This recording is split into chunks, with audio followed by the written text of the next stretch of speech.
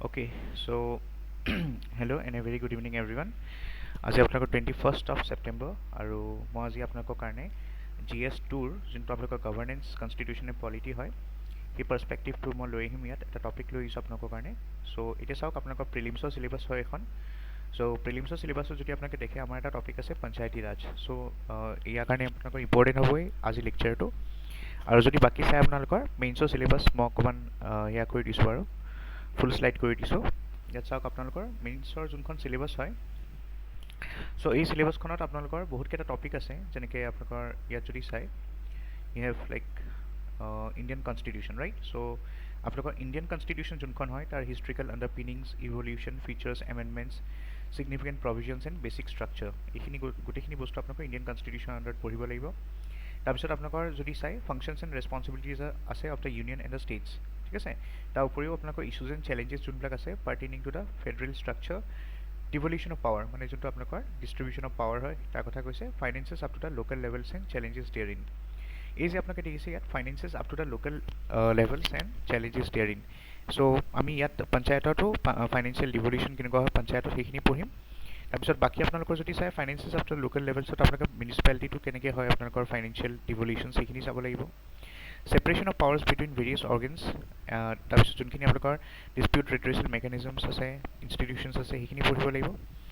তাৰপিছত এই টপিকটো ফ'ৰ্থ পইণ্টটো ইম্পৰ্টেণ্ট হয় আপোনালোকৰ comparison of Indian constitution schemes with that of other countries.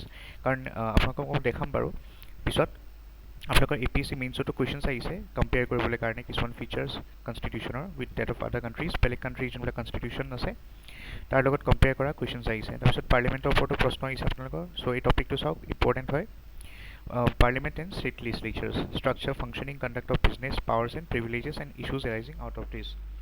তাৰপিছত আছে আপোনালোকৰ structure, organisation and functioning of the executive. So' executive যোনবিলাক হয় আপোনালোকৰ executive body right, from like you can say আপোনালোকৰ কাউন্সিল অফ মিনিষ্টাৰ্ছ হওক, কেবিনেট মিনিষ্টাৰ্ছ হওক, okay গোটেইখিনি আমি এক্সিকিউটিভ যোনখিনি আছে আপোনালোকৰ প্ৰেচিডেণ্ট যদি চাই আপোনালোকৰ president is the nominal executive, আৰু তাৰ উপৰিও প্ৰাইম মিনিষ্টাৰ ৰোল যদি চাই আপোনালোকৰ as a real executive as the head of the cabinet, সেইখিনি আমি ডিছকাছ কৰিব লাগিব।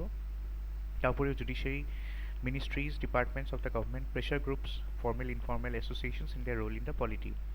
তাৰপিছত এই টপিকটো যদি চাই নম্বৰ 7, ইয়াৰ ওপৰতো ৰিপিটেডলি কুৱেশ্যন আহি থাকে, salient features of the representation of people's act. So' RPA যোনটো হয় আপোনালোকৰ ৰিপ্ৰেজেণ্টেশ্যন অফ পিপল এক্ট 1950 এখন আছে, 1951 আছে। তাৰ চেলিন ফিচাৰ্ছখিনি আৰু কম্পেৰিজন যদি আমি চাওঁ ইহঁতৰ মাজত দুইখন এক্টৰ মাজত কি কি ডিফাৰেঞ্চেছ আছে সেইখিনি বস্তু ইয়াত ভালকৈ পঢ়িব লাগিব। তাৰপিছত নেক্সট যোনটো আপোনালোকৰ চিলেবাছত আছে appointment to various constitutional post, powers, functions and responsibilities of various constitutional bodies. So' constitutional bodies, তাৰ উপৰিও ষ্টেটুটৰী, ৰেগুলেটৰী আৰু কোৱাছি জুডিচিয়েল বডিজ এইবিলাক পঢ়িব লাগিব। তাৰপিছত গভৰ্ণমেণ্ট পলিচিজ যোনবিলাক হয় আপোনালোকৰ for development in various sectors and issues arising out of their design and implementation. So' government policies মানে এই টপিকটোত টপিক নম্বৰ 10টো গভৰ্ণমেণ্ট পলিচিজ আৰু যোনবিলাক আপোনাৰ গভৰ্ণমেণ্ট স্কিমছ হয় তাৰ বিষয়ে পঢ়িব লাগিব। টপিক 11ত যদি চাই development processes at the development industry, the role of NGOs যোনবিলাক আপোনালোকৰ নন গভৰ্ণমেণ্টেল অৰ্গেনাইজেশ্যন আছে, ছেল্ফ হেল্প গ্ৰুপ আছে, বেলেগ বেলেগ যোনবিলাক গ্ৰুপছ এণ্ড এছ'চিয়েশ্যনছ আছে, ড'নাৰ্ছ, চেৰিটি হওক, ইনষ্টিটিউশ্যনেল আৰু আদাৰ ষ্টেক হোল্ডাৰ্ছ, গোটেইখিনি ইয়াত পঢ়িব লাগিব, ঠিক আছে। চ' এইখিনি আমাৰ মেইন টপিকখিনি হয়। তাৰপিছতো আৰু কেইটামান টপিক আছে মই দেখাই আছোঁ ইয়াত, যেনেকৈ আপোনালোকৰ welfare schemes for vulnerable sections. So' এটা কথা বুজিছে চাগে আপোনালোকে গভৰ্ণমেণ্ট স্কিমছ, ইনিচিয়েটিভছ এইবিলাকতো পঢ়িবই লাগিব। তাৰ উপৰিও ৱেলফেয়াৰ স্কিমছ যোনবিলাক ডেডিকেটেড হয়, যেনেকৈ পাৰ্টিকুলাৰ মানে বেলেগ বেলেগ ভালনাৰেবল ছেকশ্যনছ থাকে ছ'চাইটিত, অ'কে। যেনেকৈ আপোনালোকৰ লাইক যদি চাই ST SC হওক, OBCs হওক, ঠিক আছে। তাৰপিছত দিব্যাংজন হওক, উইমেন হওক, তাৰপিছত আপোনালোকৰ পভাৰ্টিৰ লগত জড়িত যোনবিলাক আছে গ্ৰুপছ। চ' এই গোটেইখিনি বস্তু আমি চেণ্ট্ৰেল এণ্ড ষ্টেটৰ যোনবিলাক আপোনালোকৰ বেলেগ বেলেগ ৱেলফেয়াৰ স্কিম চলিছে, যেনেকৈ অসমত অৰুণোদয় আছে ধৰক আপোনালোকৰ পভাৰ্টি এলিভেশ্যনৰ কাৰণে, ছাষ্টেইনেবল ডেভেলপমেণ্ট গ'লছৰ কাৰণে।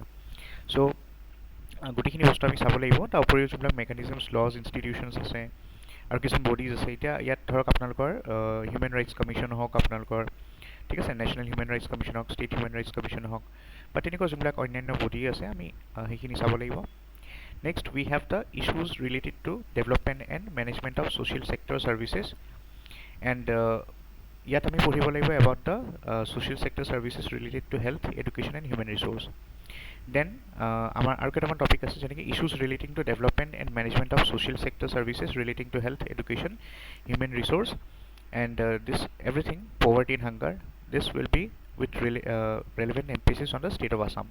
So we have to see this from the perspective of Assam. Next, so up to here we have completed constitution and polity. Now the other part of the syllabus is related to governance. So in the governance you have to study about important aspects of governance, transparency and accountability. We have to talk about the various e-governance applications, models, successes, okay, their limitations. Then we can see the potentials. Then we have to study a special topic. This topic will be overlapped with your GS4 syllabus, where you have to study about the citizen charters. Okay, then we have the transparency and accountability and institutional and other measures with relevant emphasis on the state of Assam. And next we have to study about the role of civil services in a democracy. So these were the entire topics, as you can see, which we have to cover in our syllabus ahead. And accordingly, now first of all, before beginning the today's discussion, I just want to show you, like I have in my previous slides I have not brought this PYQs, ठीक है. So previous year questions जो है यहाँ पे ये आपका APC CC का है 3 साल का 2022 to 2020 22 and 2023 जो अभी recently हो गया. So 3 साल का का ये पॉलिटी गवर्नेंस और कॉन्स्टिट्यूशन से रिलेटेड है. वैसे ही आईआर का मैं अलग से सेपरेटली मैंने अभी स्लाइड्स में इंक्लूड कर दिया है. इकोनॉमिक्स का इकोनॉमिक्स वाली स्लाइड्स में आपको मिलेंगे, हिस्ट्री वाले हिस्ट्री में मिलेंगे, ठीक है. सो ऐसे मैंने सेग्रीगेट सेपरेट कर दिया. तो देखिए यहाँ पे क्वेश्चंस कैसे आता है. 2020 में क्वेश्चंस आया था ये यहाँ पे. सो GS2 वाले पेपर में आपका अगर देखेंगे मैक्सिमम क्वेश्चंस आपका गवर्नेंस, पॉलिटी और कॉन्स्टिट्यूशन से आता है. IIR से हार्डली 3 या 4 क्वेश्चंस आना है. So out of 20 questions you can expect like 16 questions from the constitution, governance and polity part. So ये सारे क्वेश्चंस हैं, आप देख सकते हो पॉज करके, ठीक है. I will discuss later on. जब ये टॉपिक्स पढ़ेंगे हम लोग, कंप्लीट हो जाएगा. देखो जैसे यहाँ पे मैंने बोला था एक आपका रिप्रेजेंटेशन ऑफ पीपल्स एक्ट का क्वेश्चन आया है. ये तो 2020 में आया था आपका. 15 मार्क्स का एक क्वेश्चन है. What are the core provisions of the RPA, discuss the amendments of this act as on date, ठीक है. ये क्वेश्चन था. तो बेसिक स्ट्रक्चर से भी क्वेश्चंस आते हैं बहुत, कॉन्स्टिट्यूशन का बेसिक स्ट्रक्चर. नेक्स्ट फिर से आप देखो यहाँ पे क्वेश्चन नंबर 20 में, ये 2022 में है. सो हर साल रिप्रेजेंटेशन ऑफ पीपल्स एक्ट या delimitation of the constituency, election commission, ये सारे कुछ कॉमन टॉपिक्स है, ठीक है. कॉन्स्टिट्यूशन से रिलेटेड बेसिक स्ट्रक्चर, डॉक्ट्राइन हो या जुडिशियल जजमेंट्स, जुडिशियल जो आपके डॉक्ट्राइन्स हैं, वो सारी सब कॉमन क्वेश्चंस हैं. फिर यहाँ पे आप देखो अमेंडमेंट ऑफ द कॉन्स्टिट्यूशन, मैंने बोला था ना कंपेयर करने के लिए आता है. सो अमेंडमेंट प्रोसीड्यूर जो है इंडिया का साउथ अफ्रीकन कॉन्स्टिट्यूशन में, उसको कंपेयर करने के लिए आया था 2022 में. फिर आप देख सकते हो यहाँ पे मन की बात एक क्वेश्चन आया था 2022 में. Next you can see here attorney general of India आया. फिर वनरेबल सेक्शन से मैंने बोला था ना पर्सन्स विद डिसेबिलिटीज़, PWDs जो है उनके ऊपर, और जो रेलिवेंट उनसे रिलेटेड एक्ट है, the rights of person with disabilities act 2016, ये क्वेश्चन भी आया था. ओके. नेक्स्ट आप देखो लाखपति दीदी स्कीम, ये इस साल आया था. इस साल जो APC CC हुआ था जुलाई में. सो ये क्वेश्चन आया था, लाखपति दीदी से रिलेटेड है. फिर स्टेट फंडिंग ऑफ इलेक्शंस आया था. इस बार पंचायत का इलेक्शन है तो शायद अगले साल पंचायती इलेक्शंस के ऊपर क्वेश्चन आ जाएगा. Next CAG, controller and auditor general के ऊपर एक क्वेश्चन आया था. नेक्स्ट जो आपके फॉरेस्ट कंजर्वेशन अमेंडमेंट बिल है 2023, ये रिसेंट अमेंडमेंट है, लास्ट ईयर जो हुआ था, ठीक है. ये एक्ट हो गया अभी. सो ये फॉरेस्ट जो आपका कंजर्वेशन एक्ट है 1980, उसको अमेंड कर रहे थे कुछ, उसका बहुत सारे प्रोविजंस है, मैं बता दूंगा बाद में. तो ये क्वेश्चंस मतलब ऐसे ही आपके जो रिसेंट बिल्स है या एक्ट है, जैसे वीमेन रिजर्वेशन आपका जो एक्ट है अभी 2023 का, जहाँ पे आपको मतलब 33% रिजर्वेशन पहले स्टेट लेजिस्लेटिव असेंबली और पार्लियामेंट को नहीं मिलता था वीमेन का, मतलब अभी वीमेन का 33% जो आपका सीट है, मतलब स्टेट लेजिस्लेटिव असेंबली और आपके जो पार्लियामेंट में, ठीक है, मतलब लोकसभा में. और सो वहाँ पे मतलब आप बोल सकते हो कि अभी वो 33% रिजर्वेशन मतलब मिलेगा, ठीक है. फिर आप देख सकते हो सस्टेनेबल डेवलपमेंट गोल से क्वेश्चन आया है. फ्लैग कोड ऑफ इंडिया से आया है. मिशन कर्मयोगी के ऊपर आया है क्वेश्चन, ठीक है. Civil service reforms. सो तो चलते आज देखते हैं हम लोग जो हमारा मेन टॉपिक है, this is local self government. So India में अगर देखा जाए तो लोकल सेल्फ गवर्नमेंट का जो कॉन्सेप्ट है, this is very old. In fact आप अगर देखोगे तो around 1700 BC, before the birth of Christ, जो हमारे यहाँ पे इंडिया में सभा का कॉन्सेप्ट जो है वो था। इनफैक्ट ये सभा वर्ड जो है वो मेंशन है आपका ऋग्वेदा में, ठीक है। एंशियंट पीरियड में अगर आप देखेंगे तो हमारी जो पॉलिटिकल लैंडस्केप है इंडिया का, it was divided into Janapadas. जो जनपदास थे वो छोटे छोटे किंगडम्स थे, और बहुत सारे जनपदा मिलके क्या होता था, एक महाजनपद होता था, ठीक है। सो ये महाजनपद या जनपद में अलग अलग लोकल गवर्नेंस से रिलेटेड कुछ काउंसिल्स एंड असेंबलीज थे, ठीक है। उनको सभास और समितिज बोला जाता था। इनफैक्ट अगर आप मौर्यन एम्पायर में देखेंगे तो एम्पायर अशोका ने भी ये लोकल एडमिनिस्ट्रेशन के लिए कुछ ऑफिसर्स, जैसे उनको महामंत्रस बोलते हैं, महामंत्रस को अपॉइंट किया था, ठीक है। सो लोकल सेल्फ गवर्नमेंट का जो कॉन्सेप्ट है वो एंशियंट पीरियड से आप देख सकते हो इंडिया में था। फिर अगर मेडिवल पीरियड में आएंगे तो मेडिवल पीरियड में कैसा था, जो आपके मेडिवल किंगडम्स थे उनमें जैसे अब अगर एग्जांपल्स के तौर पे हम लोग अगर दिल्ली सल्तनत के बारे में देखेंगे या मुगल एम्पायर के बारे में देखेंगे तो वहाँ पे एक सिस्टम ऑफ जागीर था, जागीर और जागीरदार जिसको बोलते हैं हम लोग, ठीक है। और लोकल चीफ्स एंड राजास भी कुछ थे जो ये जमींदार्स को अपॉइंट करते थे for collecting revenue from the peasants. अगर हम लोग कॉलोनियल पीरियड में देखेंगे तो कॉलोनियल पीरियड को हम लोग प्री इंडिपेंडेंस पीरियड भी बोलते हैं। So British east India company और लेटर ब्रिटिश क्राउन ने क्या किया था, एक सेंट्रलाइज एडमिनिस्ट्रेटिव सिस्टम सेटअप किया था, ठीक है, फॉर लोकल गवर्नेंस। और उन्होंने क्या किया था, एक रेवेन्यू सिस्टम बनाया था, मतलब जो ज़मींदारी सिस्टम है उनसे ही वो लोग ने, मतलब आप बोल सकते हो उसको ही थोड़ा इम्प्रोवाइज करके उन्होंने मतलब ये जो टैक्स या रेवेन्यू कलेक्शन था वो करते थे with help of zamindars, okay. फिर अगर आप देखेंगे कॉलोनियल टाइम पे यहाँ पे दो मैंने रिफॉर्म्स और एक्ट के बारे में लिखा है। तो जो आपका लोकल सेल्फ गवर्नमेंट इंस्टीट्यूशंस हैं जैसे म्यूनिसिपैलिटीज और पंचायत, उनको प्रमोट करने के लिए जो आपका हम लोग बोल सकते हैं मॉन्टेक चेम्सफोर्ड रिफॉर्म 1919 या गवर्नमेंट ऑफ इंडिया एक्ट 1935 जो है, ये दोनों एक्ट थे कॉलोनियल टाइम में, जिसे लोकल मतलब गवर्नेंस को रिप्रेजेंट करने के लिए गवर्नमेंट ने ऐसे बनाया था, ठीक है, कॉलोनियल गवर्नमेंट, ब्रिटिश गवर्नमेंट ने। फिर अगर हम देखेंगे about Gandhi ji's view on local self government, so Gandhi ji क्या बोला करते थे कि लोकल सेल्फ गवर्नमेंट जो है, सो ये बहुत ही इंपॉर्टेंट है देश की डेमोक्रेसी के लिए, ठीक है। और लोकल सेल्फ गवर्नमेंट बनाने का रीज़न क्या था कि जो आपका पावर था यूजुअली वो सेंट्रल गवर्नमेंट या सेंटर पे कॉन्सेंट्रेटेड था, तो उसको डिसेंट्रलाइज करना था। मतलब जैसे आप मान सकते हो कि अगर सपोज मान लो कि हमारे स्टेट में आसाम में सिर्फ एक ही चीफ मिनिस्टर है, तो एक चीफ मिनिस्टर बैठे हुए दिसपुर में, तो how will he run the entire system, right. तो उनको क्या करना पड़ता है, उनको अपना पावर डिवोल्यूशन करना पड़ेगा, मतलब डिसेंट्रलाइज करना पड़ेगा। अलग अलग लोगों को अलग अलग डिपार्टमेंट्स बनाने पड़ेंगे, हर एक डिपार्टमेंट्स का अलग अलग क्या होगा, मिनिस्टर्स होगा। हर एक मिनिस्टर्स के अंदर मतलब हर एक डिपार्टमेंट के अंदर क्या होगा, अलग अलग कमिश्नरेट सिस्टम होता है या डायरेक्टरेट्स होते हैं। तो ऐसे ही मतलब क्या होता है, डिसेंट्रलाइज किया जाता है पावर को। तो गांधी जी का भाई यही मानना है कि जो आपका मतलब गवर्नेंस है उसको डिसेंट्रलाइज वो लाया क्यों गया था, because power has to be decentralised, ठीक है। ये कॉन्सेंट्रेटेड नहीं होना चाहिए कुछ लोगों के हाथों में खाली। नेक्स्ट अब देखो गांधी जी का दूसरा व्यू क्या है, सेल्फ रूल। सो डिसेंट्रलाइजेशन या लोकल सेल्फ गवर्नमेंट की जो इम्पोर्टेंस है वो आप ऐसे मान सकते हो कि अगर हम लोग उनको ज़्यादा पावर दे या अथॉरिटी दे, ठीक है, सो उनको रिसोर्सेज दे, तो वो लोग अपने लोकल लेवल पे अच्छी तरह से ज़्यादा अच्छी तरह से इफिशिएंटली काम को कर पाते हैं, ठीक है। नेक्स्ट गांधी जी ये मानते थे कि it's a kind of participative governance. तो पार्टिसिपेटिव गवर्नेंस का मतलब क्या है कि जो लोकल सेल्फ गवर्नमेंट है उसमें हर एक जैसे हम डेमोक्रेसी की बात करते हैं तो हर एक जो हमारे रिप्रेजेंटेटिव्स हम लोग चूज़ करते हैं, it is through a democratically elected process. और लोगों का जो पार्टिसिपेशन है डेमोक्रेसी में या चाहे गवर्नेंस में हो, ये बहुत ज़रूरी है ताकि हमारे मतलब जो सिस्टम है या हमारे जो देश है, देश को मतलब आगे ले जा सके, ठीक है। तो लोगों का पार्टिसिपेशन भी बहुत इम्पोर्टेंट होता है, इसलिए यू कैन से local self governance is a kind of participative governance, ठीक है। एंड गांधी जी ये भी बिलीव करते थे कि पंचायती राज इंस्टीट्यूशन जो है that should be accountable to the people they serve and that they should be transparent and responsive in their decision making process.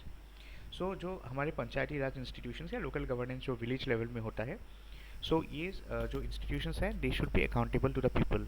और अकाउंटेबिलिटी एंड ट्रांसपेरेंसी तभी मेंटेन किया जा सकता है ठीक है, डिसीजन मेकिंग प्रोसेस में जब लोग मतलब वहाँ पे पार्टिसिपेट करें। ठीक है, सो महात्मा गांधी के जो व्यूज़ है ऑन लोकल सेल्फ गवर्नेंस, ये 4 पॉइंट्स, 3 पॉइंट आप लिख सकते हो। Decentralise form of government, self rule, participatory governance, ठीक है, एंड ट्रांसपेरेंसी एंड अकाउंटेबिलिटी आप बोल सकते हो। नेक्स्ट, पोस्ट इंडिपेंडेंस पीरियड में अगर देखेंगे कैसे डेवलप हुआ था local self governance, it started from 1951। सो 1951 में रूरल डेवलपमेंट को प्रमोट करने के लिए कम्युनिटी डेवलपमेंट प्रोग्राम लॉन्च किया गया था। 1953 में पहला पंचायती राज का इलेक्शन हुआ था राजस्थान में। 1959 में राजस्थान ने पंचायती राज एक्ट पास किया था, ठीक है, जिससे पंचायती राज इंस्टीट्यूशंस को मतलब एक लीगल फ्रेमवर्क मिल सके। फिर 1962 में सेंट्रल गवर्नमेंट ने ministry of community development and cooperation नाम का एक मिनिस्ट्री भी एस्टेब्लिश किया था। 1992 में आपको पता ही है नेशनल पंचायती राज डे हम लोग एस्टेब्लिश करते हैं, मतलब सेलिब्रेट करते हैं, क्योंकि हम जो पंचायती राज इंस्टीट्यूशंस हैं उनके कंट्रीब्यूशंस को मतलब रिकॉग्नाइज करने के लिए नेशनल पंचायती राज डे सेलिब्रेट किया गया फ्रॉम 1992। 1993 में बहुत ही ज़्यादा मतलब आप बोल सकते हैं इम्पोर्टेंट डेवलपमेंट हुआ था, जहाँ पे 73rd कॉन्स्टिट्यूशनल अमेंडमेंट किया गया था, ताकि पंचायती राज इंस्टीट्यूशंस को कॉन्स्टिट्यूशनल मतलब स्टेटस मिल सके, ठीक है, to make it a constitutional body. तो पहले क्या होता था कि 1993 आप बोल सकते हो 1992-1993 से पहले का जो टाइम था, उस टाइम पे क्या था, पंचायती राज जो थे अलग अलग स्टेट में कोई कोई पंचायती राज 30 ईयर ऑफ गवर्नमेंट जो है पंचायती राज हो, म्यूनसिपैलिटी हो, वो रखते थे या नहीं रखते थे। बट जब उसको कॉन्स्टिट्यूशनल स्टेटस मिल गया तो हर एक स्टेट को ये ऑब्लिगेशन हो गया कि उनको एक 3 टियर पंचायती राज सिस्टम और एक म्यूनसिपलिटी सिस्टम भी मेंटेन करना है, ठीक है। 1996 में क्या हुआ था, देखो अभी 1993 में जब ये 73rd अमेंडमेंट एक्ट पास हुआ, उस टाइम पे जो आपके शेड्यूल एरियाज थे, मतलब 5th शेड्यूल जो एरिया है, ठीक है, 5th शेड्यूल ट्राइबल एरियाज जो थे, सो वहाँ पे मतलब पंचायती इंस्टीट्यूशंस नहीं था, ठीक है। सो 1996 में क्या किया, ये पंचायती राज इंस्टीट्यूशंस को मतलब उस शेड्यूल एरियाज में भी लाया गया, इसलिए उसको आप बोल सकते हो एक एक्ट पास किया गया था 1996 में, जिसको हम PESA पैसा एक्ट बोलते हैं 1996। उसका फुल फॉर्म है पंचायती राज एक्सटेंशन टू शेड्यूल एरियाज, ठीक है।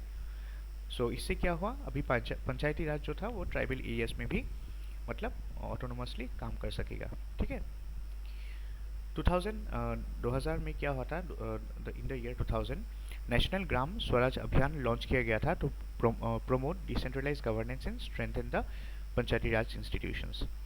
2011 में क्या होता, गवर्नमेंट ने NRLM या national rural livelihood mission launch किया गया था to empower women and marginalise group through the panchayati Raj institution. So panchayati Raj institutions की इंपॉर्टेंस आप समझ सकते हो कि लोकल या रूट लेवल गवर्नेंस के लिए बहुत ही इम्पोर्टेंट है, ठीक है।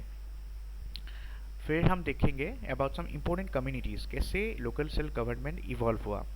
1957 की बात है, बलवंत राय मेहता कमेटी एस्टेब्लिश हुआ था, and this particular committee had established the Panchayati Raj institutions at 3 levels. So first level was at the village level, second was at the intermediate level जिसको हम लोग ब्लॉक लेवल भी बोलते हैं, एंड थर्ड जो था वो डिस्ट्रिक्ट लेवल में था।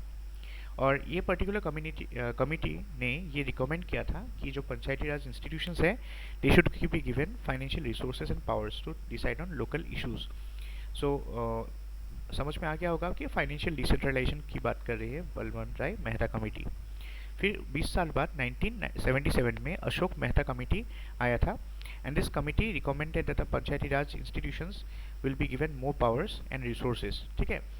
और उनको मतलब जो बलवंत राय मेहता कमेटी था वही आप बोल सकते हो कि सेम ऑलमोस्ट सेम रिकमेंडेशंस थे। एक्स्ट्रा ये था कि ज़्यादा मतलब फाइनेंशियल डिसेंट्रलाइजेशन और पॉलिटिकल डिसेंट्रलाइजेशन की बात किया गया था इस पर्टिकुलर कमेटी में। फिर GVK राव कमेटी 1985 में आया था। This committee recommended the panchayati Raj institutions be greater autonomy, वो तो था ही पहले की तरह।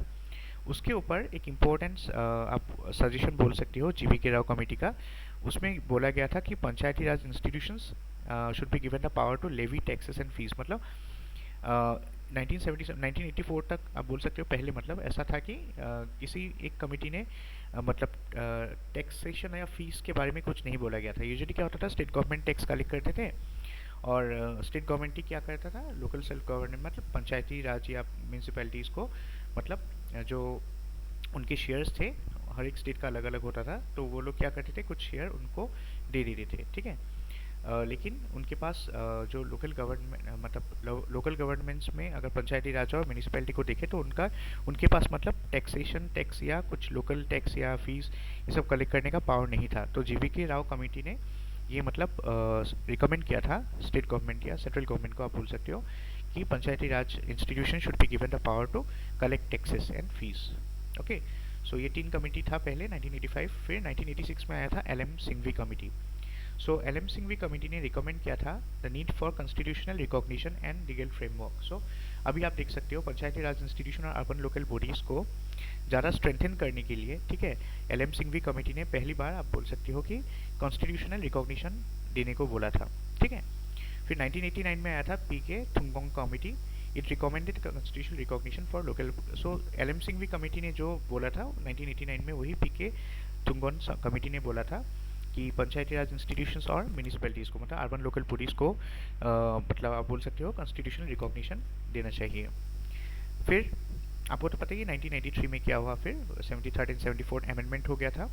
उसके बाद पंचायती राज इंस्टीट्यूशंस और जो अर्बन लोकल बॉडीज़ थे उनको कॉन्स्टिट्यूशनल रिकॉग्निशन मिल गया। 2007 की बात है, सेकेंड एडमिनिस्ट्रेटिव रिफॉर्म कमीशन उस टाइम पे आया था और उन्होंने कुछ रिकमेंडेशंस दिया जिसमें principle of subsidiary should be upheld and there should be clear delineation of functions for each level of local government. So second ERC जो है आपने सुना होगा, सेकेंड ERC रिपोर्ट भी बोलते हैं उसको 2007 में। सो उस पर्टिकुलर कमीशन ने ये बोला था कि जो अभी लोकल गवर्नमेंट्स में आप देखोगे तो 3 टियर पंचायती राज सिस्टम है यहाँ पे, डिस्ट्रिक्ट लेवल में, जिला परिषद में, राइट, डिस्ट्रिक्ट लेवल को जिला परिषद बोलते हैं। उसके बाद आंचलिक पंचायत होता है जिसको हम लोग मतलब ब्लॉक लेवल या तालुका या मंडल बोलते हैं। एंड थर्ड वाला जो है आपका विलेज लेवल में, जिसको हम गांव पंचायत या ग्राम पंचायत बोलते हैं। सो हर एक लेवल ऑफ लोकल गवर्नमेंट को अलग अलग पावर देना चाहिए, ठीक है। सो ये रिकमेंडेशंस किसने दिया था, सेकेंड ERC रिफॉर्म कमीशन जो है आपका 2007 में। सो वीरप्पा मोइली थे उसका चेयरमैन, तो उन्होंने ये रिकमेंडेशन दिया था। अभी हम देखेंगे types of local self government. So दो टाइप के हैं, एक तो आपको पता है पंचायती राज इंस्टीट्यूशन, दूसरा है urban local bodies. So start करते हैं about Panchayati Raj institutions. So panchayati Raj institutions जो है 73rd एंड 74th अमेंडमेंट जो बिल है वो इंट्रोड्यूस किया गया था 1992 में, और वो पास होने के बाद ही क्या हुआ आपका 73rd कॉन्स्टिट्यूशनल अमेंडमेंट की वजह से पंचायत जो है पंचायती राज इंस्टीट्यूशन रूरल एरिया के लिए बनाया गया, और मतलब उसको पहले से ही था लेकिन मतलब कॉन्स्टिट्यूशन स्टेटस मिल गया। और 74th कॉन्स्टिट्यूशनल अमेंडमेंट के हेल्प से म्यूनिसिपैलिटीज़ जो थे उनको कॉन्स्टिट्यूशनल स्टेटस मिला। सो 73rd अमेंडमेंट एक्ट जब पास हुआ 1992 में और वो फोर्स में आया था 1993 में, ठीक है। सो आप बोल सकते हो कि 73rd अमेंडमेंट की वजह से हमारे पहले देखो कॉन्स्टिट्यूशन में हमारा 8 पार्ट था, ओरिजिनल कॉन्स्टिट्यूशन में देयर वे 8 पार्ट्स, ओके। फिर ये बढ़ के 12 पार्ट्स हो गया, आपको पता है, राइट। सो अभी आप देखोगे उसमें एक्चुअली 73rd अमेंडमेंट में अगर देखोगे सो यहाँ पे पार्ट 9 एक इंसर्ट किया गया, ठीक है। पार्ट 9 जो था, पार्ट 9 में कॉन्स्टिट्यूशन जो आपका कॉन्स्टिट्यूशनल स्टेटस है पंचायत के बारे में ये पार्ट 9 में इंसर्ट किया गया था, ठीक है। और it also added 11th schedule to the constitution. So याद रखिए, सॉरी, पार्ट 9 है टोटल ओरिजिनल कॉन्स्टिट्यूशन में। अगर आप देखोगे टोटल पार्ट्स कॉन्स्टिट्यूशन के कितने हैं, 22 पार्ट्स है, और शेड्यूल्स कितने हैं, 12 शेड्यूल्स है। तो याद रखो पार्ट 9 में 73rd अमेंडमेंट एक्ट 1992 में पार्ट 9 के अंदर पंचायत को कॉन्स्टिट्यूशनल स्टेटस मिल गया, मतलब उसको ये जो पंचायती राज इंस्टीट्यूशन है उनको पार्ट 9 के अंदर डाल दिया गया, और एक नया शेड्यूल, ठीक है, जो आपका पहले ओरिजिनल कॉन्स्टिट्यूशन में टोटल 8 शेड्यूल्स थे, बाकी बाद में जाके 12 शेड्यूल्स बना, ठीक है। सो 8 शेड्यूल के बाद आपको पता ही होगा 9 शेड्यूल आया था जो इम्यूनिटी से रिलेटेड है, 10th शेड्यूल जो है वो एंटी डिफेक्शन लॉ से रिलेटेड है, 11th शेड्यूल में पंचायती राज इंस्टीट्यूशंस को डाला गया, और इसी 11th शेड्यूल के अंदर 29 फंक्शनल आइटम्स जो है वो फिक्स किया गया। जैसे आपको पता होगा कि हमारे 3 लिस्ट होते हैं जो 7th शेड्यूल में है, आपको पता होगा। एक होता है यूनियन या सेंट्रल लिस्ट, एक होता है स्टेट लिस्ट, और एक होता है आपका कॉन्करेंट लिस्ट। वैसे ही 11th शेड्यूल के अंदर 29 फंक्शनल आइटम्स डाल दिया गया। एडमिनिस्ट्रेटिव स्ट्रक्चर अगर पंचायत में देखेंगे तो कैसा है कि आप देखो आफ्टर द 73rd अमेंडमेंट जो एंटायर मतलब पंचायत का जो स्ट्रक्चर था वो थ्री टियर सिस्टम बना दिया गया। जो एकदम बॉटम में था वो था विलेज पंचायत, या जिसको हम गांव या ग्राम पंचायत बोलते हैं विलेज लेवल में। So this is the lowest level of local government responsible for village level administration and development. फिर बीच में आया आपका इंटरमीडिएट पंचायत, जिसको हम लोग आंचलिक पंचायत बोलते हैं आसाम में। ये किस लेवल का था? मंडल, ब्लॉक या तालुका लेवल का था। Intermediate level of local government था इसमें। स्पेशली बहुत सारे ग्रुप ऑफ ग्राम पंचायत मिलके क्या होता था, एक आंचलिक पंचायत बनता था, ठीक है, या एक ब्लॉक बनता था। फिर उसके ऊपर जो है आपका डिस्ट्रिक्ट लेवल में हम जिला परिषद बोलते हैं डिस्ट्रिक्ट लेवल में, and it is the highest level of rural local government responsible for district level administration and development, ठीक है। ये जो विलेज पंचायत है, इसके अंदर एक बॉडी होता था जिसको हम ग्राम सभा बोलते हैं। दिस ग्राम सभा is a body comprising of all the adult members registered as voters in the panchayat area. Gram Sabha की जो अगर मेंबर्स पूछेंगे तो क्या होगा, जो जितने भी मतलब वोटिंग एज के मेंबर्स है उस गांव में, एडल्ट मेंबर्स हैं, all the members come under the you can say come under the Gram Sabha, all are members of the Gram Sabha.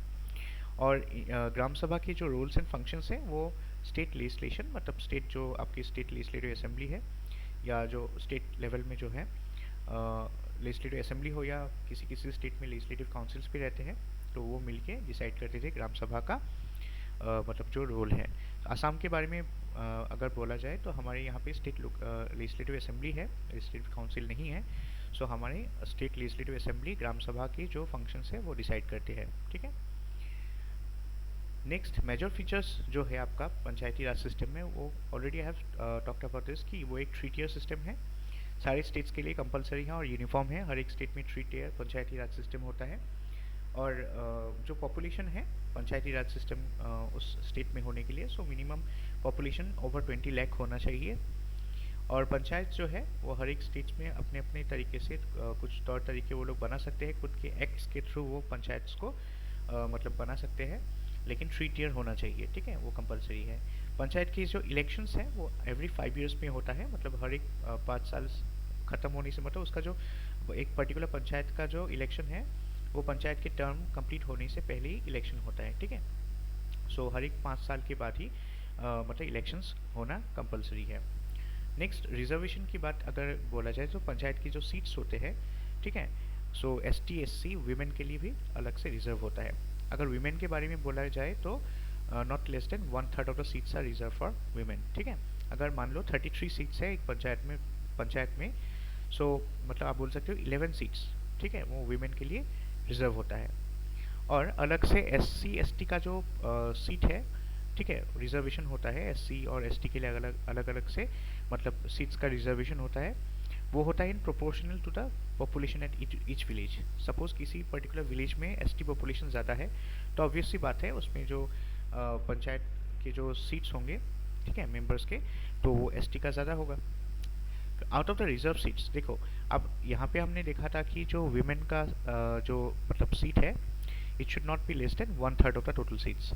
और SC ST के अंदर भी जो वीमेन है उनके भी अलग से रिजर्वेशन होंगे। मतलब ST SC के जो टोटल पॉपुलेशन है, मान लो SC का जितना सीट्स है उसमें से 1/3 अलग से वीमेन SC के लिए होगा, और STs का भी 1/3 जो सीट है वो भी अलग से वीमेन STs के लिए होगा, ठीक है।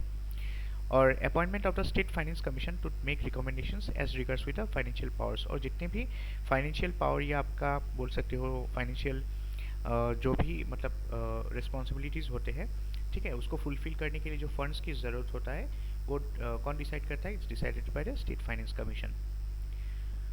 नेक्स्ट इलेक्शंस कैसे होते हैं पंचायत में? तो देखो, इलेक्शंस डायरेक्ट इलेक्शंस होता है, ठीक है, people elect their representatives directly, elections होते हैं वहाँ पे प्रॉपर। टर्म जो होता है पंचायत बॉडी का 5 ईयर्स का होता है।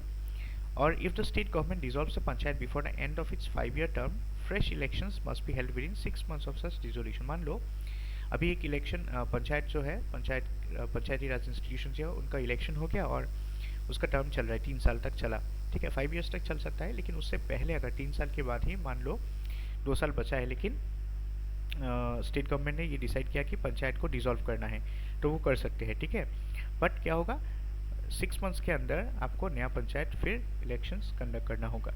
एक नया पंचायत मतलब बनाना होगा। और एक चीज़ याद रखिए, अगर ये नया पंचायत बन के आया, वो फिर 5 साल तक नहीं, लेकिन ओनली वो जो रिमेनिंग पीरियड है 2 साल का, उसी तक ही वो कर पाएगा। फिर 2 साल कंप्लीट होने के बाद वो जो नया पंचायत बना था उसका फिर से डिसोल्यूशन करना पड़ेगा और फिर से इलेक्शंस करने पड़ेंगे, ठीक है। फिर पंचायत में अगर इलेक्शंस में पार्ट लेना है तो मिनिमम जो एज है वो 21 ईयर्स होना पड़ेगा। अपर एज का कोई बात नहीं है, लेकिन लोअर एज मिनिमम 21 ईयर्स का होना चाहिए। अगर आप अ, मतलब लोकसभा या स्टेट लेजिस्लेटिव असेंबली में देखेंगे तो मिनिमम एज 25 ईयर्स होना चाहिए। और मतलब लोकसभा या स्टेट लेजिस्लेटिव असेंबली क्या होता है, लोअर हाउस होता है, तो लोअर हाउस का मिनिमम जो एज है मेंबर होने के लिए वो 25 ईयर्स का होता है। और जो अपर हाउस होता है, मतलब राज्यसभा हो या स्टेट्स में अगर देखा जाए तो स्टेट लेजिस्लेटिव काउंसिल बोलते हैं हम उनको, सो उसके लिए आपका 30 ईयर्स होना चाहिए, ठीक है, मिनिमम एज। लेकिन पंचायत में अगर मेंबर बनना है सो जस्ट 21 साल होने से हो जाएगा, ठीक है।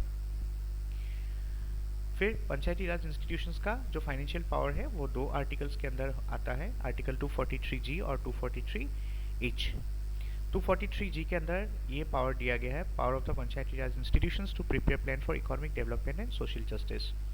और 243H के अंदर स्टेट लेजिस्लेचर्स कैन, देखो मस्ट नहीं लिखा हुआ है, कैन लिखा हुआ है, state legislatures can enact laws for the following. अगर स्टेट्स को लगता है कि पंचायती राज इंस्टीट्यूशंस को खुद का टैक्स वगैरह या गारंटी नेट वगैरह कुछ या फंड्स की ज़रूरत है एंड ऑल, सो उस चीज़ के लिए आर्टिकल 243H में ये प्रोविज़न दिया गया कि वो स्टेट लेजिस्लेचर या जो स्टेट का जो लोअर हाउस है, ठीक है, या अपर हाउस है, वो मिलके मतलब कुछ लॉज पास कर सकते हैं so that they can empower the panchayat, ठीक है, ताकि वो लोग एम्पावर कर सके पंचायत को कि वो पंचायत अपना खुद का टैक्सेस कलेक्ट कर सकते हैं, ठीक है।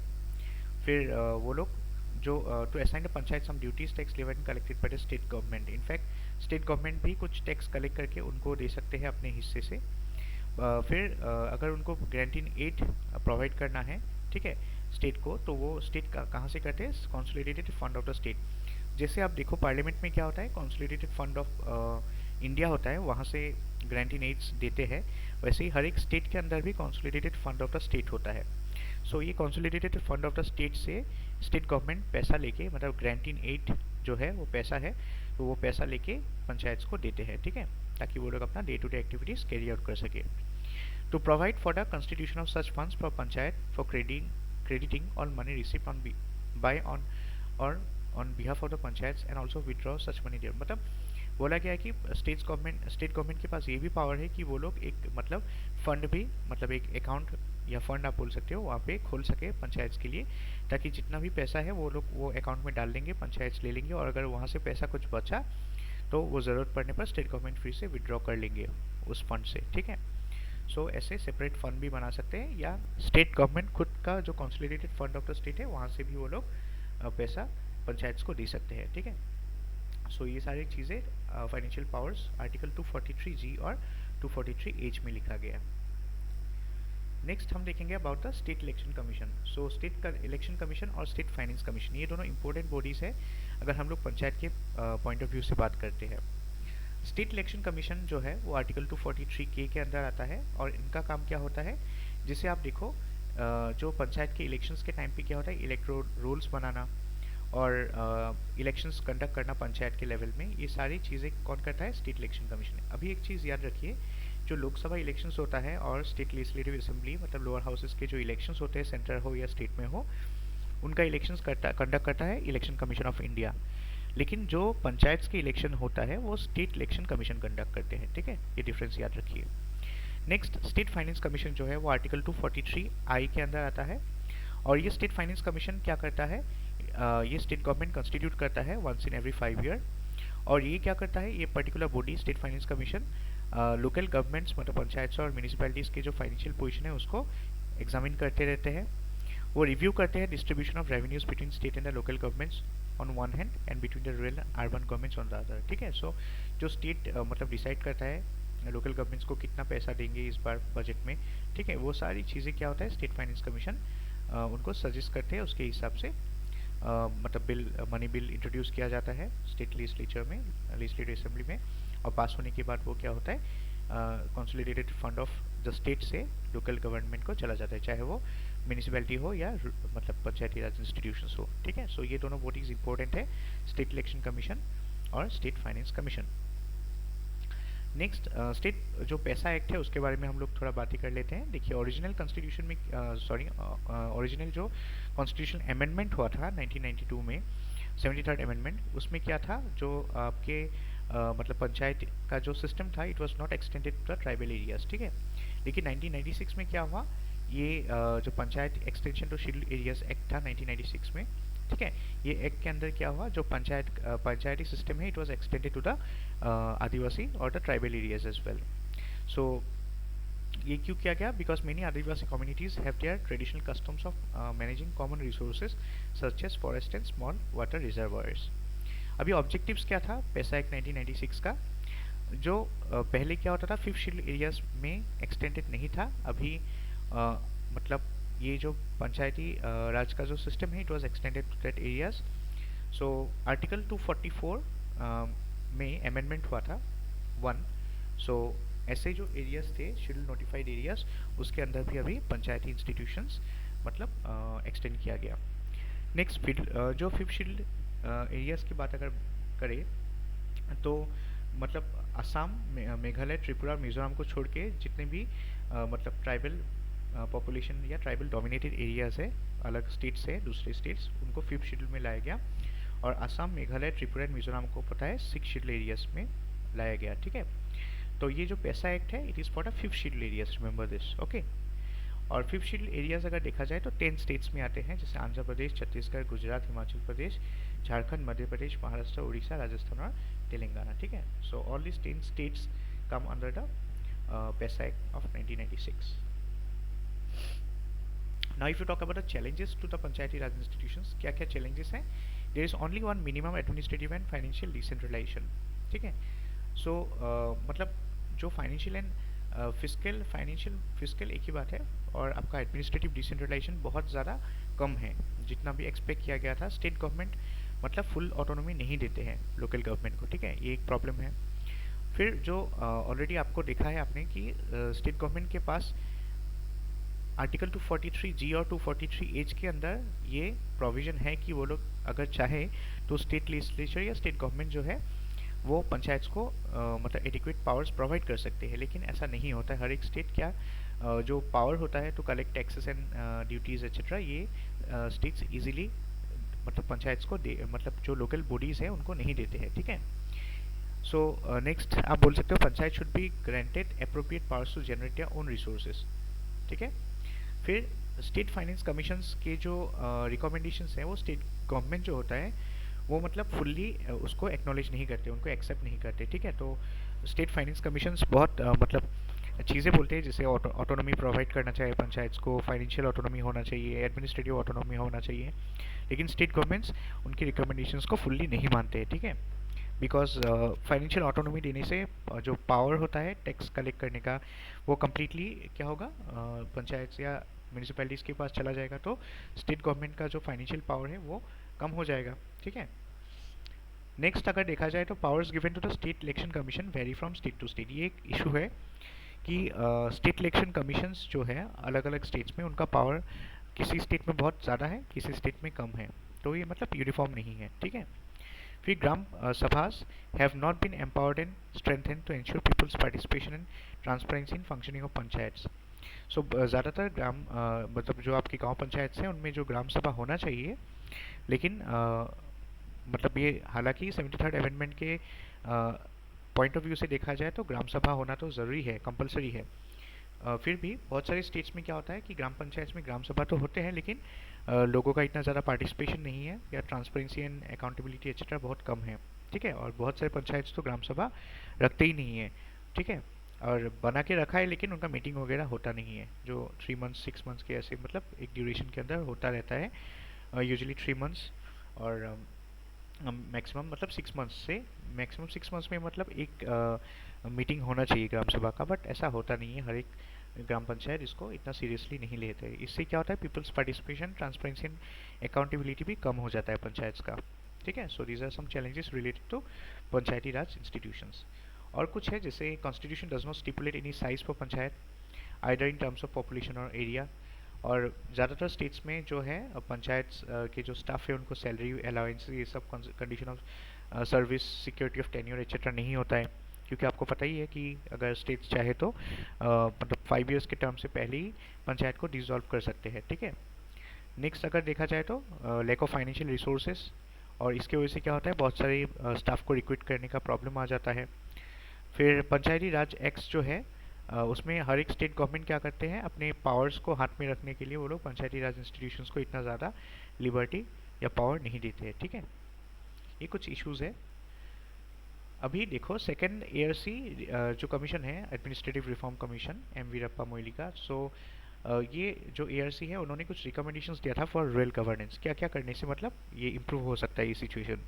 सो ग्राम panchayat should B of appropriate size, ठीक है, एक साइज होना चाहिए, डिफाइन करना चाहिए कि ग्राम पंचायत किसको बोलते हैं, किस कॉन्स्टिट्यूट कैसे होता है। Panchayat should have the power to recruit personnel and to regulate their condition service conditions, panchayat के पास ये पावर होना चाहिए कि वो लोग खुद के लोग को अपॉइंट कर सके, और जो उनके सर्विस कंडीशंस है वो मतलब एटलीस्ट सिक्योर हो, नहीं तो क्या होगा, किसी भी पंचायत को डिसॉल्व कर सकते हैं कभी भी। सो इससे क्या होता है, उनका क्रेडिबिलिटी कम हो जाता है। थर्ड जो पॉइंट है उसमें लिखा गया, provisions in some states regarding approval of a budget of a panchayat by the higher tier or any other state authority should be abolished. So panchayat को अपना खुद का बजट बनाने के लिए पावर देना चाहिए, ना कि मतलब कोई दूसरा कोई स्टेट के जो मतलब अथॉरिटीज़ है या कोई स्टेट के जो बॉडीज़ है वो लोग डिसाइड करके बोलेंगे कितना उनको मतलब किसको कितना देना चाहिए, ऐसा नहीं होना चाहिए। पंचायत को खुद का बजट खुद प्रिपेयर करना चाहिए उनको, ठीक है। फोर्थ पॉइंट पे लिखा गया, state government should not have the power to suspend और rescind any resolution pass by the PRIs और take action against the elected representatives. अभी स्टेट गवर्नमेंट क्या करते हैं, किसी भी इलेक्टेड रिप्रेजेंटेटिव को सस्पेंड कर सकते हैं, राइट। लेकिन ऐसा तो मतलब इम्यूनिटी अगर देखा जाए तो एमपीज और एमएलएस के पास है, लेकिन इलेक्टेड जो रिप्रेजेंटेटिव्स है उनके पास ऐसा कुछ पावर नहीं होता है। तो स्टेट गवर्नमेंट्स को ये देखना चाहिए कि उनका मतलब टेन्यूर जो है वो लोग मतलब without any tension, without any insecurity, वो पंचायत के जो रिप्रेजेंटेटिव्स है वो लोग अपना काम ठीक तरह से ऑनेस्टली कर पाए, ठीक है। Next, states must undertake comprehensive activity mapping with regard to all the matters mention in 11 schedule. So जितने भी फंक्शनल आइटम्स है 11 शेड्यूल के अंदर, ठीक है, 29 फंक्शनल आइटम्स पंचायत के हैं, हर एक जो आपके मतलब मैटर है उनको प्रॉपरली मैपिंग करना चाहिए, उसका डेवलपमेंट कितना हो रहा है और क्या क्या एक्टिविटीज़ अंडरटेक किया है हर एक पंचायत ने, उसका एक प्रॉपर ट्रैकिंग होना चाहिए, ऐसे बोला गया है, एआरसी ने रिकमेंड किया है। फिर comprehensive exercise needs to be taken up regarding broadening and deepening of the revenue base of the local government। जो local governments है, पंचायत हो, म्यूनिसपैलिटीज़ हो, ठीक है, उनका जो आपके मतलब रेवेन्यू बेस है उसको बढ़ाने के लिए मतलब कुछ एक्सरसाइज या कुछ मतलब अंडरटेकिंग्स लेने चाहिए, ठीक है, स्टेट गवर्नमेंट्स को। अभी हम शुरू करते हैं, ये टॉपिक अपना पंचायती राज इंस्टीट्यूशन हो गया। अभी हम शुरू करते हैं अर्बन लोकल बॉडीज़ या यूएलबीज़। सो हिस्ट्रिकल बैकग्राउंड देख लेते हैं, अर्बन लोकल बॉडीज़ कैसे डेवलप हुआ, म्यूनिसिपैलिटीज़ कैसे डेवलप हुई इंडिया में। तो पहली अगर देखिए आप 1687 17th सेंचुरी का जो लेटर पार्ट है उसमें 1687 में Madras municipality corporation, municipal corporation establish हुआ था, फॉर्म हुआ था। फिर 1726 में Calcutta and Bombay municipal corporation का फॉर्म। 1882 में लॉर्ड रिपन जो वाइसरॉय थे उस टाइम पे इंडिया का, उन्होंने एक लोकल सेल्फ गवर्नमेंट का रेजोल्यूशन पास किया था उन्होंने, which laid the democratic forms of municipal governance in India। 1953 में आफ्टर इंडिपेंडेंस अगर आप देखेंगे तो यूपी गवर्नमेंट ने पहली बार म्यूनिसिपल कॉर्पोरेशंस एस्टेब्लिश किया था इन 5 big cities of Uttar Pradesh, और वो सिटीज़ है कानपुर, आगरा, वाराणसी, इलाहाबाद एंड लखनऊ। सो इनको मिला के KAVAL बोलते हैं, केवल टाउन्स, ठीक है। 1953 के बाद 1985 में central government appointed the national commission on urbanisation, और ये जो नेशनल कमीशन ऑन अर्बनाइजेशन है इन्होंने अपना रिपोर्ट 1988 में लाया। तो अब तक आप देखेंगे तो क्या हुआ, अब तक तो स्टेट लेवल में या मतलब नेशनल कमीशन है तो मतलब चल रहा है सब कुछ, बट क्या है अब तक उनको मतलब आप बोल सकते हो कि कॉन्स्टिट्यूशन स्टेटस अब तक नहीं मिला, जैसे पंचायत को भी नहीं मिला था। 1992 में फिर से आपको पता है कि 1992 में 73rd कॉन्स्टिट्यूशनल अमेंडमेंट एक्ट जो है मतलब बिल पहले इंट्रोड्यूस हुआ था, पंचायती से रिलेटेड है, और 1992 में सेम साल में 74th कॉन्स्टिट्यूशनल अमेंडमेंट बिल भी आया था, जिसके बाद ये एक्ट हो गया पास होने के बाद, और उसने क्या किया, constitutional status urban local bodies को दिया। अभी जैसे पंचायत में 29 फंक्शनल आइटम्स होते हैं under the 11 schedule. So 74th constitutional amendment में देखा जाए तो 18 फंक्शनल आइटम्स हैं अंडर द 12th शेड्यूल। मतलब 74th अमेंडमेंट जब हुआ था, अमेंडमेंट एक्ट हुआ, उसके बाद एक नया शेड्यूल ऐड किया गया, 12 शेड्यूल है, जिसके अंदर म्यूनिसिपैलिटीज़ को लाया गया, ठीक है। और उसी 12 शेड्यूल के अंदर मतलब 18 फंक्शनल आइटम्स डिफाइन किया गया, ठीक है। 18 फंक्शनल आइटम्स क्या होता है, 18 टॉपिक्स या सब्जेक्ट बोल सकते हैं जिसके ऊपर पंचायत मतलब लॉज बना सकते हैं या मतलब कुछ लेजिस्लेशन ला सकते हैं अपने लेवल में, ठीक है। नेक्स्ट अब हम देखेंगे about the ULBs. So after the 74th amendment act of 1992 ULBs को स्ट्रक्चराइज किया गया, ठीक है। उससे पहले क्या था, स्ट्रक्चरेशन नहीं था। सो अलग अलग स्ट्रक्चर्स दिया गया, हम देखेंगे एक एक करके। ये फॉर्मल स्ट्रक्चर लाना बहुत ज़रूरी था,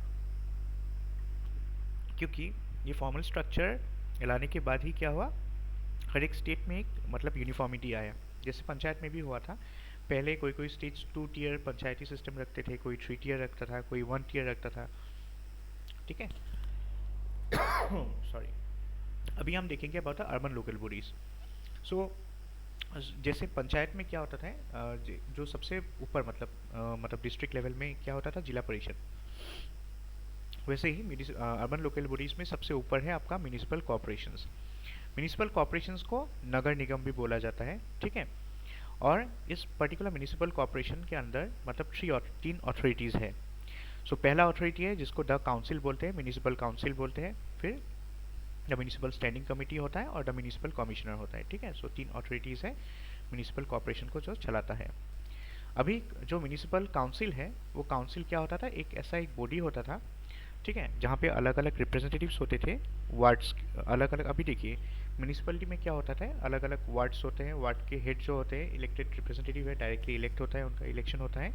जैसे if you talk about the panchayat members, वैसे ही आपका वार्ड जैसे देखिए गांव में क्या होता है, पंचायत होता है, तो जैसे ही म्यूनिसिपल की जो सबसे छोटा ब्लॉक है मतलब उसको हम वार्ड बोलते हैं। सो ये काउंसिल के अंदर क्या होगा, एक रिप्रेजेंटेटिव बॉडी है या डेलिबरेटिव बॉडी है जो जिसके अंदर अलग अलग वार्ड के जो हेड होते हैं, वार्ड कमिश्नर होते हैं।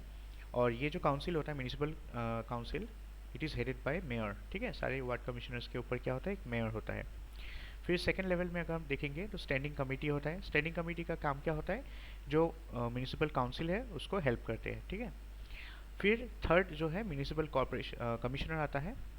सो म्यूनिसिपल कमिश्नर जो होता है जनरली आईएएस ऑफिसर, मतलब आईएएस लेवल के एक सिविल सर्वेंट होते हैं, आईएएस ऑफिसर होते हैं जनरली।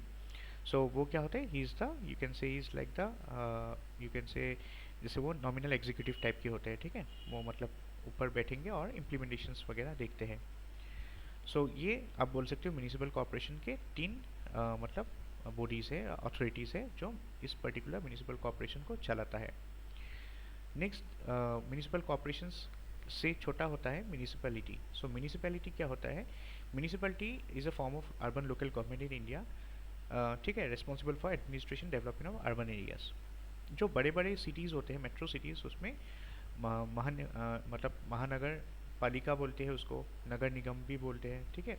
वो म्यूनिसिपल कॉर्पोरेशन बड़े बड़े सिटीज़ में होता है, जैसे गुवाहाटी वगैरह, दिल्ली, मुंबई, ठीक है। लेकिन जो छोटे छोटे टाउन्स है आप बोल सकते हो, सो जैसे हमारे यहाँ पे तेजपुर टाउन है या कोई भी आपका टाउन हो, तो वो वहाँ पे म्यूनिसिपैलिटीज़ होते हैं। अब म्यूनिसिपैलिटीज़ भी एक्चुअली अगर देखा जाए तो 2 कैटेगरीज में आप डिवाइड कर सकते हो, एक होता है म्यूनिसिपल काउंसिल और एक होता है नगर पंचायत। सो म्यूनिसिपैलिटीज़ कहाँ पे होते हैं, जैसे आप मान सकते हो जो municipal councils small urban areas में होता है, ठीक है। सो म्यूनिसिपल काउंसिल्स होते हैं स्मॉल अर्बन एरियाज़ में, और मतलब म्यूनिसिपैलिटी को चलाने के लिए जो बोर्ड है उसको म्यूनिसिपल काउंसिल बोलते हैं। और ये municipal council small urban areas में होता है, जैसे तेजपुर म्यूनिसिपैलिटी में देखा जाए तो म्यूनिसिपल काउंसिल है यहाँ पे, ठीक है। और कुछ ऐसे भी जगह है जहाँ पे क्या होता है, वो जगह मतलब धीरे धीरे अर्बनाइजेशन की तरफ जा रहा है, लेकिन रूरल से अर्बनाइजेशन की तरफ जा रहा है। सो उसमें जो आपके काउंसिल्स रहेंगे उसको नगर पंचायत बोलते हैं, वो भी एक्चुअली म्यूनिसिपैलिटी के अंदर ही आता है। तो मान लो तेजपुर म्यूनिसिपैलिटी के अंदर म्यूनिसिपल काउंसिल है, और तेजपुर के आसपास जो सब अर्बन एरियाज़ हैं, ठीक है, जहाँ पे धीरे धीरे वो अर्बनाइजेशन की तरफ जा रहा है, सो उसमें नगर पंचायत होते हैं अलग अलग, ठीक है। स्ट्रक्चर की बात किया जाए तो it's just same like the above municipal corporation में जैसा होता है, ठीक है। सो यहाँ पे म्यूनिसिपैलिटी में क्या होता है, जैसे यहाँ पे हेड कौन होते हैं, मेयर होता है, राइट। सो यहाँ पे जो म्यूनिसिपैलिटी है उसका हेड होता है म्यूनिसिपल कमिश्नर, यही डिफरेंस है, नाम में डिफरेंस है, बाकी जो है यहाँ पे भी म्यूनिसिपल काउंसिल जो है, म्यूनिसिपल काउंसिल का हेड होता है म्यूनिसिपल कमिश्नर। फिर एक स्टैंडिंग कमिटी रहेगा, ठीक है। और म्यूनिसिपल कमिश्नर यहाँ पे भी होता है, आपको पता ही है। सो म्यूनिसिपल कमिश्नर दोनों में, मतलब जो इसलिए मैंने बोला स्ट्रक्चर दोनों में सेम है, ठीक है। सो काउंसिल रहेगा, काउंसिल में मेयर रहेगा। अभी काउंसिल को हेल्प करने के लिए स्टैंडिंग कमेटी रहेगा, और हेड में कौन रहेगा? म्यूनिसिपल कमीशंस का हेड जो होगा वो भी एक म्यूनिसिपल कमिश्नर ही होगा, ठीक है।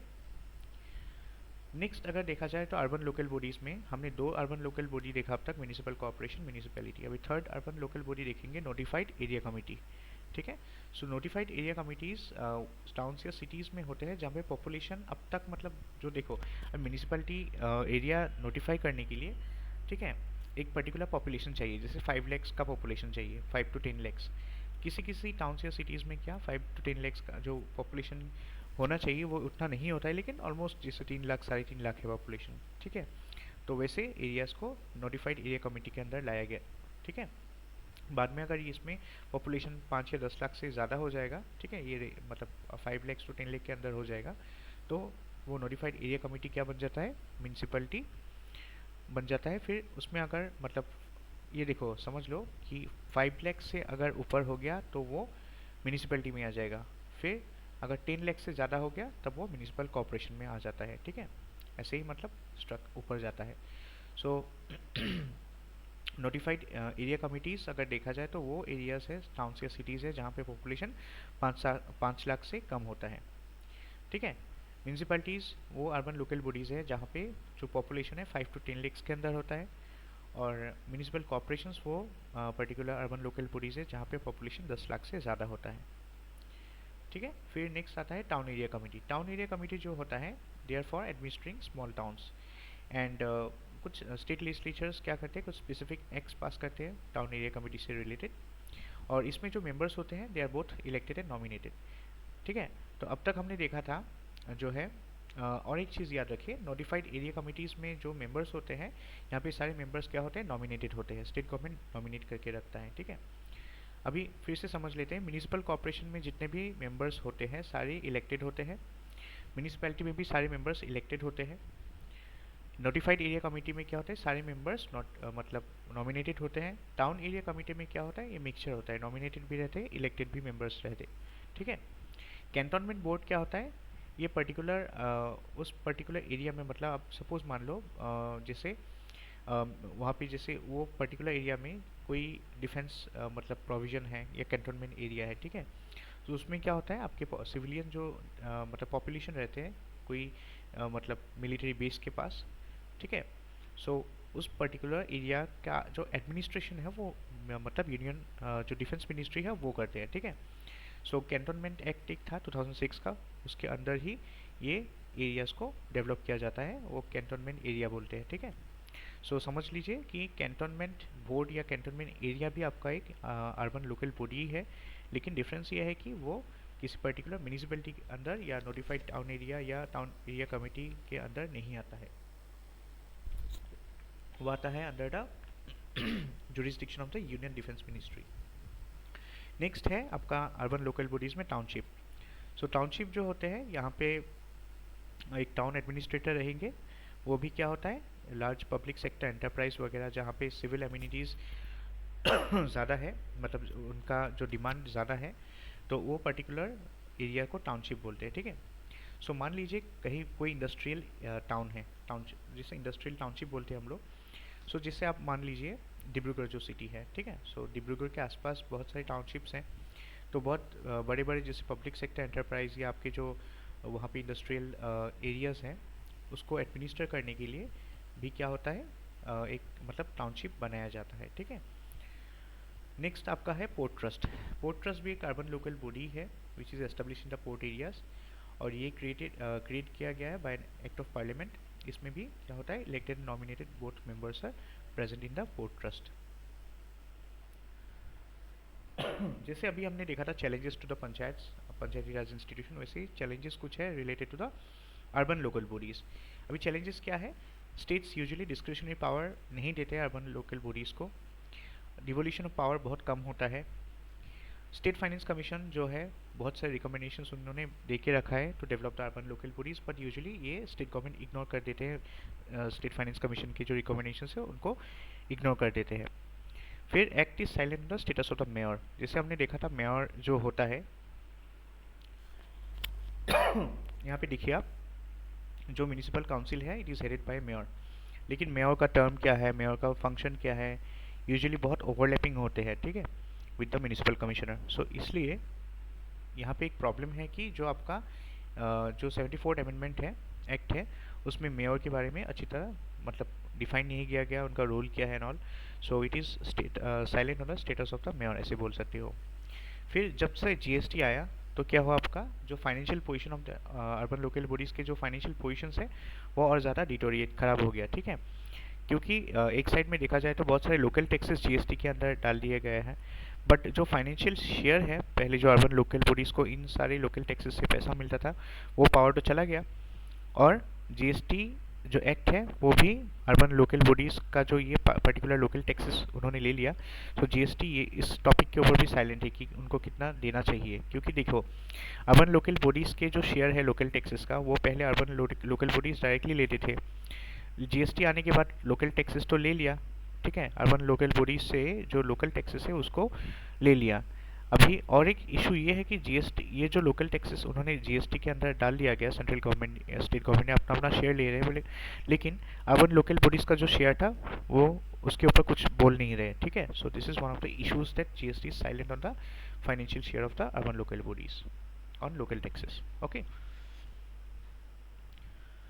अभी वैसे ही सेकेंड ईयर की रिकमेंडेशंस कुछ है, जिससे रूरल गवर्नेंस में देखा था, अभी अर्बन गवर्नेंस में ऑलमोस्ट सेम ही है अगर देखा जाए तो। पहला जो है आपका जो म्यूनिसिपल काउंसिल एक्सरसाइजिंग जो एग्जीक्यूटिव है उनको उनका मतलब जो पावर है, ठीक है, और चेयरमैन और मेयर का जो फंक्शंस है उसको मतलब सेग्रीगेट करना चाहिए, सेपरेट करना चाहिए, और सम मतलब वेल डिफाइंड होना चाहिए क्या क्या पावर्स उनके पास है। फिर capacity of the municipalities to handle legal and financial requirements of the responsible borrowing must be enhance. जो बोरिंग कैपेसिटी है म्यूनिसिपैलिटीज़ का, स्टेट गवर्नमेंट से हो, ठीक है, या सेंट्रल गवर्नमेंट से हो, या कोई भी दूसरे मतलब आपके फाइनेंशियल इंस्टीट्यूशन से बोरिंग हो, चाहे बैंक वगैरह है, सो उसका जो मतलब बोरिंग कैपेसिटी हो वो उसका लिमिट होता है, उसको बढ़ाना चाहिए, ठीक है, ताकि वो ज़्यादा से ज़्यादा म्यूनिसिपैलिटीज़ मतलब वो उनका जो बोरिंग कैपेसिटी वो बढ़ा सकें। Next, land banks should be leveraged for generating resources. Land banks भी बनाना चाहिए ताकि म्यूनिसिपैलिटीज़ को और ज़्यादा से ज़्यादा रिसोर्स वो लोग मतलब लेवरेज कर सके, ठीक है। फिर लोकल बॉडीज़ के लिए सिटी एंड चार्टर भी अप्लाइड होना चाहिए। Citizen charter should be applicable और should be there in all the urban local bodies. Citizen charters क्या होता है मैं बाद में आपको समझाऊंगा। सिटी एंड चार्टर आप मान सकते हो it's a list of you can से list of objectives which the governance or the government in general should try to fulfill, okay। मतलब सिटीजन के मतलब हमारे जो देश के आम नागरिक है उनके जो कुछ एक्सपेक्टेशंस होते हैं, आप ऐसे मान सकते हो कि उनका ही एक आप बोल सकते हो एक फॉर्म ऑफ चार्टर है, ठीक है। सो हर एक गवर्नमेंट, चाहे वो स्टेट गवर्नमेंट हो, सेंट्रल गवर्नमेंट हो, और या कोई भी ऑर्गेनाइजेशंस हो, अर्बन लोकल बॉडीज़ हो, चाहे पंचायत हो, म्यूनसिपैलिटी हो, they should maintain a list of citizen charter जिसके अंदर वो उनको काम करना चाहिए। Then municipal government should have full autonomy over functions और activities devolve to them. So municipality governments को जो म्यूनसिपल गवर्नमेंट्स को जो आपको स्टेट गवर्नमेंट कुछ जैसे आपको पता है कुछ 18 फंक्शनल आइटम्स है उसके अंदर वो काम करते हैं, तो उन पे भी फुल ऑटोनॉमी नहीं होता है उनका, ठीक है।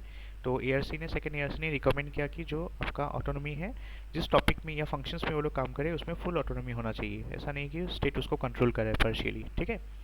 Next, manner of determination of tax should be made totally transparent and objective. जो डिटर्मिनेशन ऑफ टैक्स, टैक्स कैसे डिटर्मिन करते हैं उसका जो मैनर होता है, this thing should be made और should be brought into the public domain ताकि वो ट्रांसपेरेंसी एंड ऑब्जेक्टिविटी मेंटेन कर सके। एंड इस लेक्चर का जो लास्ट स्लाइड है आज का वो है 15 finance commission recommendation for strengthening local government finances. So 15 finance commission जो है एन के सिंह का, तो उनका जो कुछ उन्होंने कुछ रिकमेंडेशंस दिया है कि लोकल गवर्नमेंट को अपना जो फाइनेंसेस हैं उसको कैसे मतलब इम्प्रूव कर सके, ठीक है। लोकल गवर्नमेंट मतलब इसमें अर्बन लोकल बॉडीज़ भी आता है और पंचायती राज इंस्टीट्यूशंस भी आते हैं।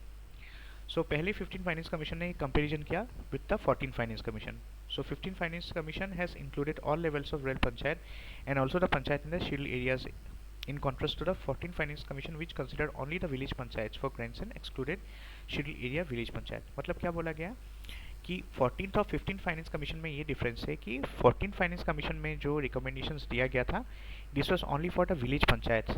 ठीक है, विलेज पंचायत तो है, विलेज पंचायत मतलब ग्राम पंचायत. सो आपको तो पता होगा पंचायत अभी जो है वो 3 टायर का होता है, एक जिला परिषद में, एक आंचलिक पंचायत में और एक विलेज पंचायत में, ग्राम पंचायत. लेकिन 14 फाइनेंस कमीशन ने सिर्फ ग्राम पंचायत में ग्रांट देने के लिए बोला था. लेकिन 15 फाइनेंस कमीशन ने तीनों लेवल में, चाहे वो जिला परिषद लेवल में हो, आंचलिक पंचायत में हो या ग्राम पंचायत में हो, तीनों लेवल में मतलब फाइनेंस ग्रांट्स देने के लिए बोला. इन एडिशन टू जो भी पंचायत आपके शेड्यूल एरियाज मतलब 5th शेड्यूल एरियाज में जो पंचायत आता है अंडर द पैसा एक्ट 1996, उसके अंदर भी जितने भी मतलब शेड्यूल एरिया विलेज पंचायत हैं उनको भी ग्रांट देने का बात 15 फाइनेंस कमीशन ने बोला है, जो 14 फाइनेंस कमीशन ने नहीं बोला था. ठीक है, पहली बात. फिर ग्रांट्स टू लोकल बॉडीज. जो फाइनेंस कमीशन है 15 finance commission, it has recommended 4.36 lakh crore from the central divisive pool to local governments both for urban and rural areas from 2021 to 2026. मतलब 15 फाइनेंस कमीशन ने recommendation दिया है कि जो जितने भी इंडिया में अर्बन लोकल बॉडीज़ या पंचायती राज इंस्टीट्यूशंस हैं उनके लिए स्टेट जो सेंट्रल का टैक्स जो पूल होता है, ठीक है, टोटल जो टैक्स पूल होता है उसमें से 4.36 लाख करोड़ का एक पर्टिकुलर जो अमाउंट है वो मतलब लोकल गवर्नमेंट्स को देना चाहिए from with respect from 2021 to 2026. ये 5 साल के अंदर इतने मतलब रुपीस डिस्ट्रीब्यूट करना चाहिए to both the rural and the urban local bodies. ठीक है. नेक्स्ट 15 फाइनेंस कमीशन ने क्या बोला कि सेटिंग अप फाइनेंस कमीशन बोला है कि जो जो स्टेट ने मार्च 2024 तक मतलब ठीक है मतलब ये डेडलाइन दिया कि मार्च 2024 तक जो जो स्टेट्स है उन्होंने अगर स्टेट फाइनेंस कमीशन मतलब कंस्टिट्यूट नहीं किया तो उनको उनके जो लोकल बॉडीज़ है उस पर्टिकुलर स्टेट के अंदर जो भी लोकल बॉडीज़ है चाहे वो पंचायत हो म्यूनसिपैलिटीज़ हो उनको ग्रांट नहीं मिलेगा. ठीक है, तो समझ में आ गया होगा कि स्टेट फाइनेंस कमीशन कितना इंपॉर्टेंट है. सो स्टेट फाइनेंस कमीशन अगर कंस्टिट्यूट करेंगे तभी मतलब सेंटर को ग्रांट देना चाहिए उस पर्टिकुलर लोकल बॉडी, उस पर्टिकुलर स्टेट के लोकल बॉडीज़ को. ठीक है, सो एक डेडलाइन दे दिया गया. नेक्स्ट है ग्रांट क्राइटेरिया. अभी जो लोकल बॉडीज़ हैं उनको भी बेस्ड ऑन देयर पॉपुलेशन कुछ ग्रांट्स सेपरेटली एक्स्ट्रा देना चाहिए पॉपुलेशन एंड एरिया के हिसाब से. ठीक है, so grants to local bodies other than health grants will be distributed among the states based on population in area. So population के हिसाब से 90% ग्रांट देना चाहिए उस पर्टिकुलर लोकल बॉडी को और एरिया के हिसाब से 10% वेटेज देना चाहिए. ठीक है, सो पॉपुलेशन में ज़्यादा मतलब ये मतलब फोकस किया गया है. ठीक है, सो ग्रांट जो है वो पॉपुलेशन के बेसिस में मतलब 90% देना होता मतलब चाहिए और एरिया के हिसाब से 10% ग्रांट्स देना चाहिए. ठीक है, ये रिकमेंडेशंस था 15 फाइनेंस कमीशन का to strengthen the local governments. So इतना ही था आज का जो स्लाइड है, मैंने आपको समझा दिया सारे.